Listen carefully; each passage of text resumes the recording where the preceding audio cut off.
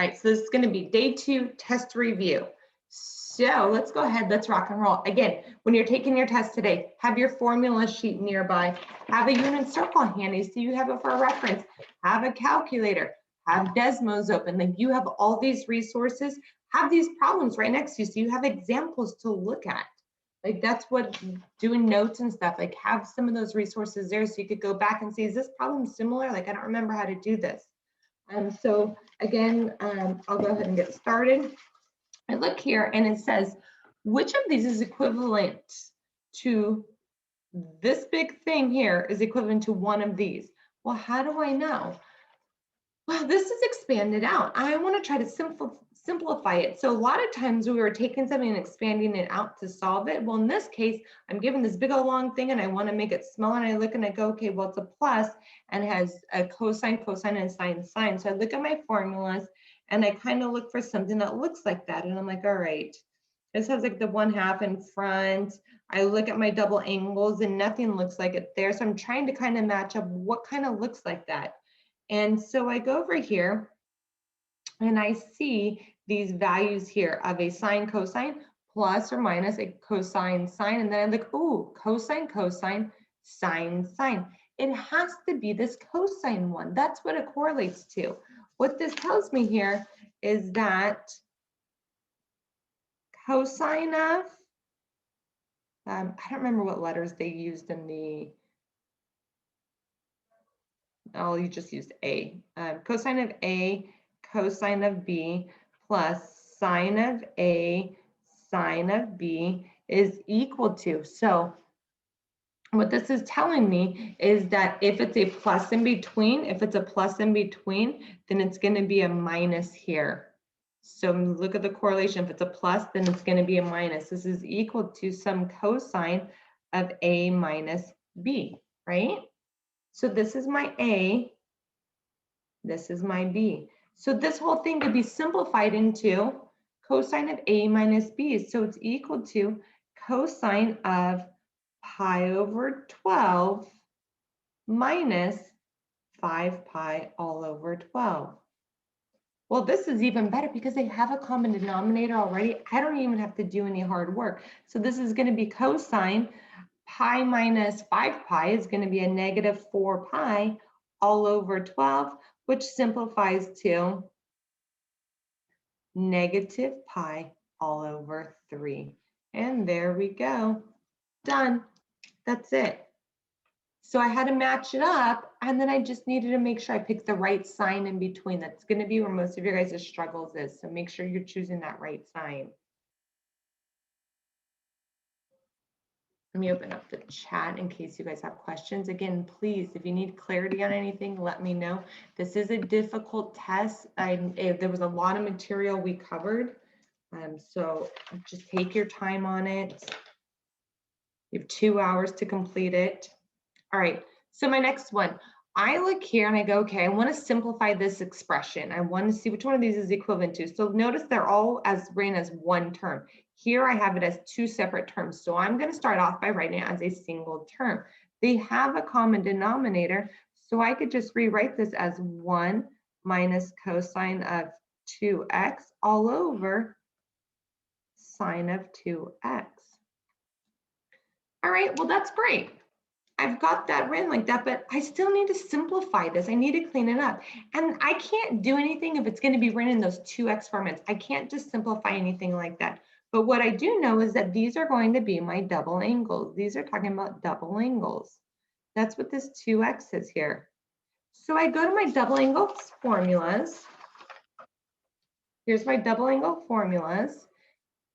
And I have 2 sine of theta, cosine of theta is going to be my sine of my double angle for the sine. But cosine, I have multiple options. So which one do I want to choose? You could choose whichever one you want. It's up to you. But the route that I'm going to go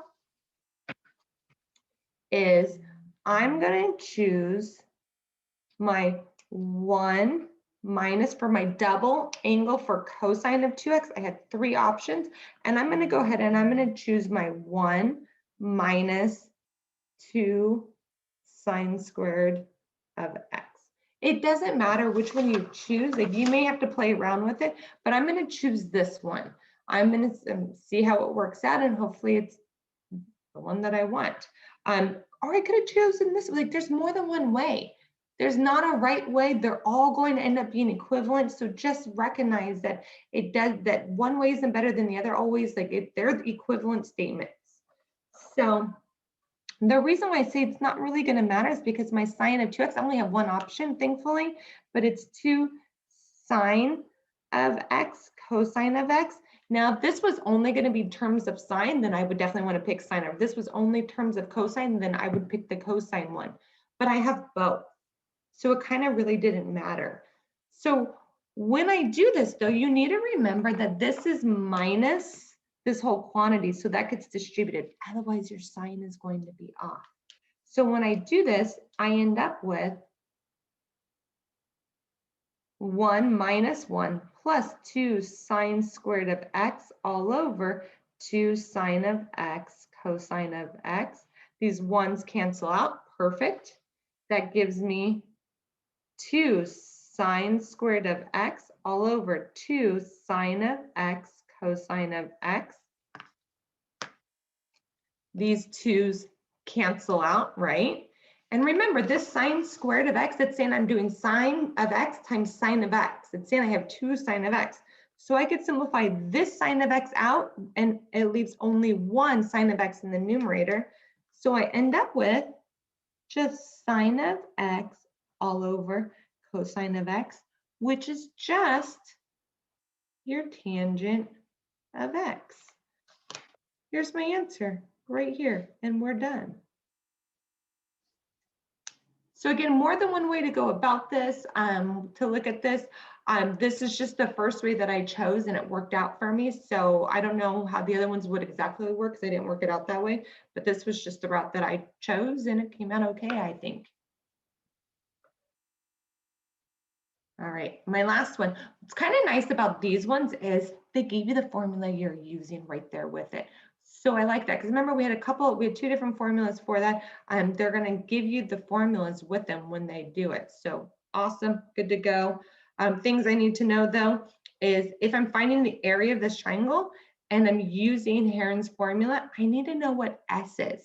I'm going to go ahead, I'm going to say that this is going to be my A, my B, my C. It doesn't matter which one's what.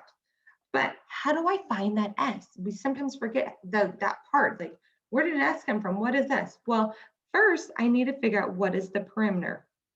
The perimeter is going to be 16 plus 10, so 26 plus 8. So 26 plus 8 is 34. So my perimeter is 34. Then S is half the perimeter. So it's going to be 34 all over 2, which is 17. So find the perimeter, take half of it. That's your S value. So when I want to find the area, it's the square root of 17, and then it's going to be 17 minus 16, 17 minus 10, 17 minus 8. So you can put all this in your calculator just like that. I like to simplify just it just a little bit before I put it in the calculator, so I don't leave myself open to more mistakes trying to type all that in. So I do 17 times my 1, not necessary to write that. And then this is going to be 7, and this is going to give me my value of 9. So I could go ahead and just put all that in the calculator, and it's going to end up being the square root of 1071, which is going to be approximately 33. It's 33 point something, rounds to 33 square units. So it's, you want to round to the nearest square unit, so the nearest whole number. And there we go. So super awesome. They gave us the formula to use. You didn't even need to go back and find it. And then our last one for the day. Make sure you pay attention to your restrictions. So this is saying between 0 and 180. So you're only looking at the top half of the unit circle. Cool. The other thing is they gave you options. Remember, you can always use the test to help you. So you could plug in 30 into both of these values for X, and ours is the left side and the right side equal. Like, you can use the test to help you.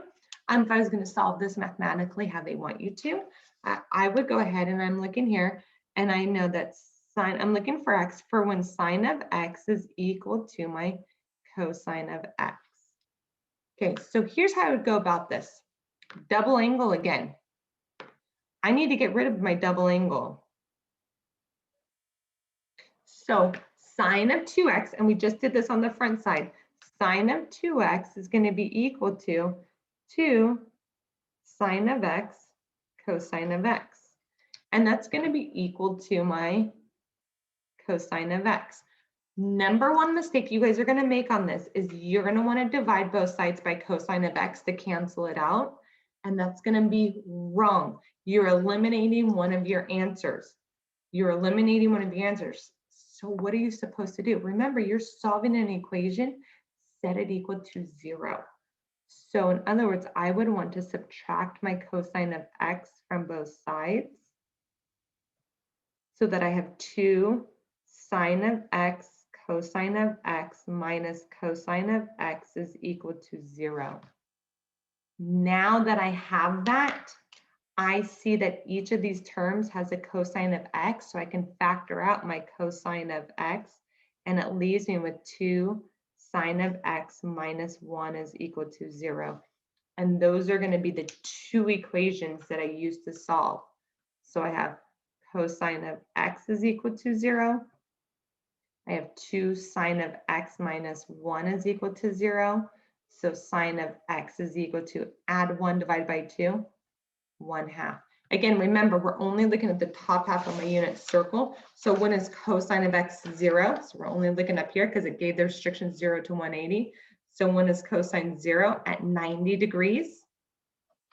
So for this piece, it's when x is equal to 90 degrees. Over here, when is sine 1/2? So I'm only looking from 0 to 180, 1/2 at 30 degrees and 1/2 at 150. So this is x is equal to 30 degrees and 150 degrees. So my answer was going to be this one right here. Now you had to be careful because some of you guys might have canceled. If you divided both sides by cosine of x, you would have canceled off this solution and you would have got it wrong.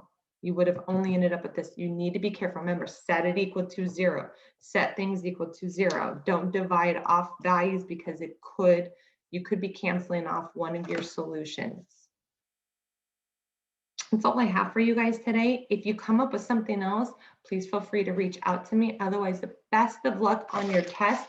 Take your time, have your formulas handy, your unit circle. I know there's a lot of material, so just breathe while you're doing it and try to get it done today so it's out of your life and you can enjoy the rest of your weekend stress-free, hopefully.